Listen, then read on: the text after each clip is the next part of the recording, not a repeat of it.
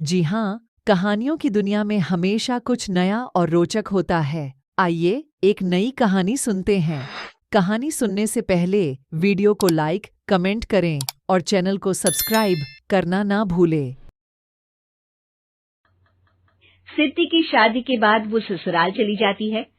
पीछे रह जाती है भाभी रानी।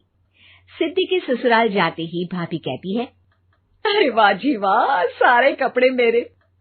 हाय रे पैंट, अरे वाह वाह, मजा आ जाएगा। अरे ये सिद्धि की अलमारी के सामने खड़े होकर क्या बड़बड़ा रही है? जा जाकर देख मेहमानों को विदाई की मिठाई मिली कि नहीं। अब हाँ माँ जी, क्यों नहीं, लेकिन पहले कपड़े तो बदल लूं। अब रानी आ जाती है सिद्धि के उन कपड़ों में जो वो ससुराल जाने से पहले घर छोड़ जाती है। अरे रानी, कुछ दिन रुक जाती। अरे ये तो सिद्धि बिटिया को मैंने ही दिया था, बड़ा ही फबता था उस पर, तुझ पर तो कुछ खास नहीं लग रहा। अब वो ना मेरे सारे कपड़े गीले थे तो सोचा पहन लूं। वैसे भी सिद्धि को कौन सा भी पुराने आउटडेटेड कपड़ों को पहनना है। वैसे भी ये सूट तो मैंने तभी पहना था, वैसे खास है भी नहीं ये। हाँ ठीक है, लेकिन ना मेरी सिद्धि पर तो जमता था। सारे मेहमान चले जाते हैं और सिद्धि ससुराल से मायके पहली बार आती है। ओह, अपना घर, अपना कमरा, अपनी अलमारी। ये बोलकर जैसे ही सिद्धि अलमारी खोलती है तो सामने उसके कपड़ों की जगह कुछ और ही रखा होता है। माँ, ओ माँ, जरा कमरे में तो आना। सास और रानी वहां पहुंच जाते हैं। रानी ने पहनी होती है सिद्धि की जींस और टी शर्ट। अरे भाभी, ये क्या? ये तो मेरी बड़ी ही महंगी टी शर्ट है, इसे आपने घर में क्यों पहनी है? अरे बहुत मिलती है दीदी ये चौक की मार्केट में, 150 में।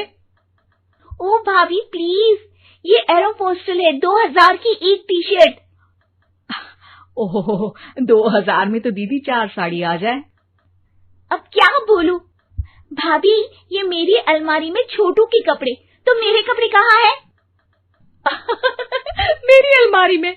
अब दीदी आपको कौन से पुराने कपड़े पहनने थे? माना भाभी, लेकिन मैं जब घर आती तो यही सब पहनती ना। अरे तुम तो बड़ी कंजूस हो दीदी। खैर, वक्त आता है जब सिद्धि ससुराल के लिए रवाना हो रही होती है। अरे रानी, अंदर से सिद्धि का गिफ्ट ले आ, लड़की पहली बार ससुराल से मायके आई है। रानी अंदर जाती है और एक सिंपल सी साड़ी लेकर बाहर आ जाती है। ये लीजिए माँ जी। सास बेटी को गिफ्ट देकर ससुराल भेजती है। अगले दिन रानी एक सुंदर सी साड़ी पहनकर सामने आती है।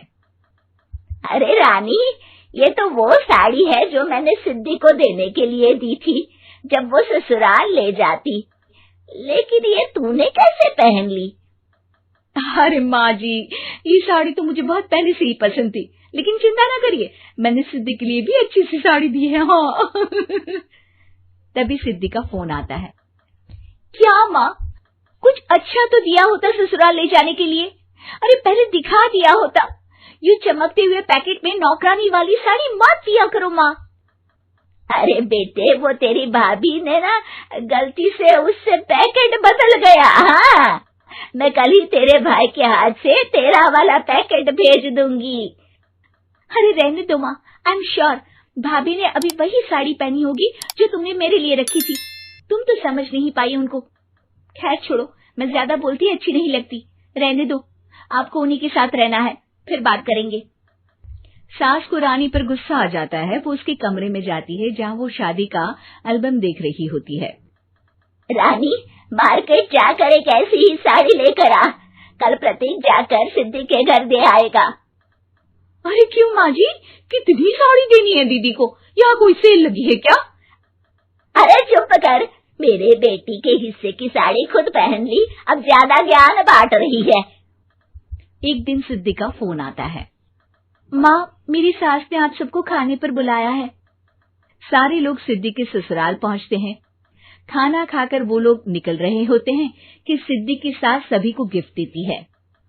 अरे बहन जी, बेटी के घर का खाना खा लिया यही बहुत है, जो आप ऊपर से गिफ्ट भी दे रही है। अरे बहन जी, आप भी कहाँ इन बातों पर विश्वास कर रही हैं। सास सभी को गिफ्ट देती है, लेकिन रानी को जो साड़ी देती है वो अजीब सी हरे रंग की, लाल रंग के बड़ी छाप वाली होती है। अरे छी, ये कौन पहनेगा? सासू माँ को तो जरी वाली इतनी सुंदर, और मेरे लिए ये नौकरानी वाली।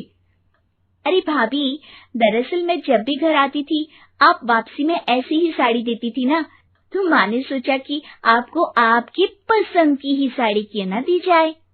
बेचारी रानी, बोलती भी तो क्या। सिद्धि और सास रानी का चेहरा देखकर हंसने लगती है, तो रानी समझ जाती है कि अपने ही बिछाए जाल में वो फंस चुकी है।